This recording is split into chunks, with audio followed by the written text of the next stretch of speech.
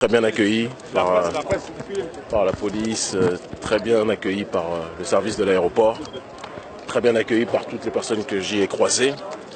C'est une joie. Je suis parti dans des conditions difficiles de la terre africaine suite à la volonté de certaines autorités soumises à la France.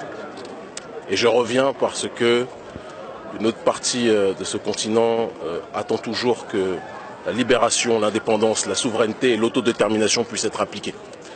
Raison pour laquelle je reviens au Bénin en guise de première étape. Je ferai la tournée de tous les pays d'Afrique de la zone franc. Et revenir sur la terre de mes aïeux, quand on parle de la patrie, c'est la terre de ses pères, ça a un sens. Ça a un sens profond. Et nous allons tout faire pour être dans une démarche de communion avec la jeunesse africaine qui est dans cette dynamique d'autodétermination.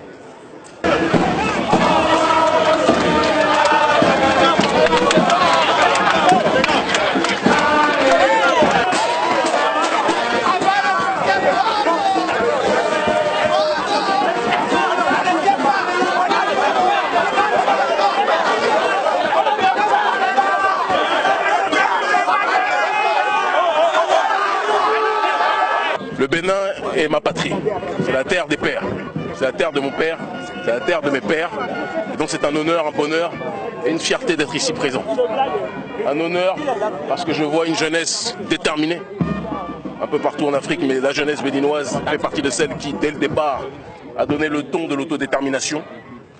Et je pense profondément qu'en ce début du XXIe siècle, quelque chose de très fort partira de Cotonou, partira du Bénin dans sa globalité.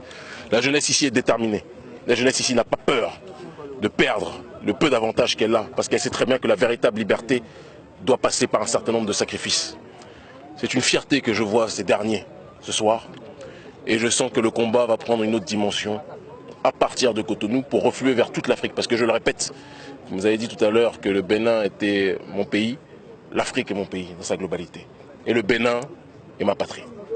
Il n'est pas normal que le monde entier profite de notre richesse, sauf les Africains eux-mêmes. Il y a quelque chose qui cloche. Raison pour laquelle une génération est en train de prendre ses responsabilités. Elle est non violente, elle est dans une démarche d'intelligence. La seule violence, c'est la violence de la vérité. Et la vérité dérange toujours, ou violente, ceux qui s'appuient sur le mensonge. Nous n'avons pas d'armes, si ce n'est notre courage. Nous n'avons pas d'armes, si ce n'est la protection de nos ancêtres. Et en réalité, c'est la plus grande des armes. Nous sommes aujourd'hui en 2017. Quand les Sankara sont morts, ils ne pouvaient imaginer qu'en 2017, nous serions encore dans des conditions aussi dramatiques. Et c'est parce que nous honorons nos aînés, hommes et femmes, que nous sommes prêts à risquer nos vies pour dire la vérité. Et je profite de cette occasion pour adresser un message à Macky Sall, qui se fait le représentant quelque part de la France-Afrique, tout comme M. Ouattara. Que ces derniers sachent que la jeunesse africaine n'est plus disposée à courber les chines. La jeunesse africaine est plus que jamais déterminée à obtenir sa propre liberté. Le CFA n'est qu'un chapitre de cette lutte pour la résistance, que certains ne nous incarcèrent pas dedans. La souveraineté africaine, c'est le départ des bases militaires. La souveraineté africaine, c'est la fin de la France-Afrique. La souveraineté africaine, c'est faire en sorte que la jeunesse africaine puisse profiter de ses propres matières premières, de ses propres richesses. S'il y a tant de personnes qui vont émigrer du côté de l'Occident, c'est parce qu'elles pensent qu'elles vivent un enfer ici. Elles vivent un enfer parce que ceux qui étaient censés être les élites se sont délités et ont trahi leur mission. Raison pour laquelle nous sommes aujourd'hui dans cette démarche d'autodétermination. Et l'adage qui est le nôtre, c'est ce que les élites africaines ne font pas pour le peuple. Le peuple le fera lui-même. Voilà le travail qui est là. Dès samedi prochain, nous allons effectuer un certain nombre de petites opérations avec les militants de l'ONG Urgence panafricaniste et tous les sympathisants de notre cause, visant à sensibiliser nos populations sur la nécessité de consommer local, d'accord, de valoriser nos propres produits, de valoriser des alternatives crédibles à la production française. Parce que la vérité est que le colon ne comprend qu'une seule chose, l'économie. Nous ne partons pas d'un principe illusoire qui serait que nous serions capables de tout boycotter ou de boycotter tout produit français dès le départ, ce n'est pas la démarche.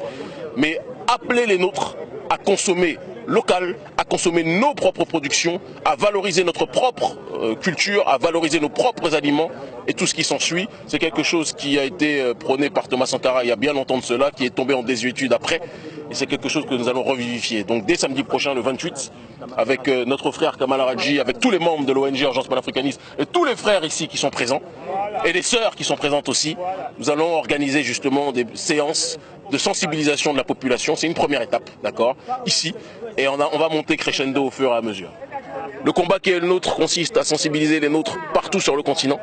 Donc quand bien même j'aurai mon pied à terre ici, je vais chaque mois partir dans tous les pays d'Afrique de la zone franc. Et j'irai même dans les Caraïbes qui sont aussi des pays colonisés aujourd'hui. Et nous allons transmettre ce message de souverainisme intégral pour notre population. Donc je n'ai pas de date précise de retour. Officiellement, je suis censé bouger le 12 novembre. Il est possible que je bouge avant, il est possible que je bouge après. Nous verrons. Je suis là pour aussi mettre à jour mon passeport béninois. Parce qu'il est nécessaire que je puisse voyager de la manière la plus simple et libre possible dans la CEDEAO. Parce qu'il y a des tas de choses à faire. Et il y a des tas de plans de résistance à effectuer. Raison pour laquelle nous allons nous organiser de la meilleure des façons dès maintenant. Un message à la jeunesse. Le message à la jeunesse, il est de continuer, de tenir debout. Cette jeunesse africaine n'a de leçons à recevoir de personne. Elle est plus déterminée que quiconque. Certains ont tendance à croire parfois que je suis un leader. Je ne suis pas le leader de cette jeunesse. Je ne suis qu'un porte-voix. Cette jeunesse est la jeunesse la plus courageuse que je n'ai jamais vue de ma vie. La jeunesse la plus déterminée que j'ai jamais vue de ma vie. J'ai fait les 4 coins du monde.